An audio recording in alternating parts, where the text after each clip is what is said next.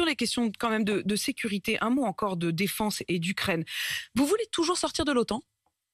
C'est une proposition que nous formulons et nous voyons bien que quand il y aura la paix, ce que je souhaite le plus ardemment possible, il faudra jeter les bases d'une nouvelle organisation, une nouvelle coopération avec les 50 pays membres de ce continent européen. Nous vivons tous ensemble. Vous le ici. mettez jusqu'où, le continent européen ?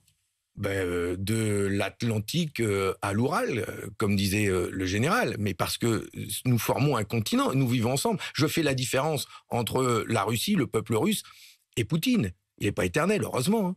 Et donc, nous vivons ensemble sur ce continent. Donc, et pour vous, il faudrait une grande alliance tous ensemble, sans les États-Unis. Le traité de Paris, de 90, qui avait permis de jeter les bases avec ces 50 États, en pleine guerre froide d'ailleurs, avait prévu des mécanismes pour régler nos désaccords et nos différends sans utiliser l'arme. Eh bien, nous devons pousser ce débat et aller jusque-là. Alors, aujourd'hui, je le dis, c'est pas à l'ordre du jour de sortir de l'OTAN, c'est pas le sujet. Il y a une guerre qui se passe ici à quelques heures de vol de Paris. Donc on doit mettre tous les moyens en œuvre pour obtenir un cessez-le-feu, pour obtenir un accord de paix, pour contraindre Poutine à reculer. Voilà, c'est ça qu'il faut faire, c'est tous les efforts. D'ailleurs, donc vous soutenez les sanctions ?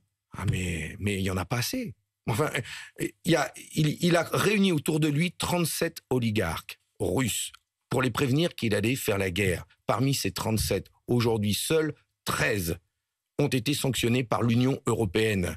Seulement 13, parce qu'il y a des pays de l'Union européenne qui ne sont pas pour sanctionner tous ces oligarques. Moi, président de la République, je m'engage. Je m'engage à ce que cette liste des 37, elle soit connue et à ce qu'ils soient sanctionnés. Tous. Et la France prendra des sanctions à l'encontre des 37. Avec gel, voire même confiscation. Gel et confiscation.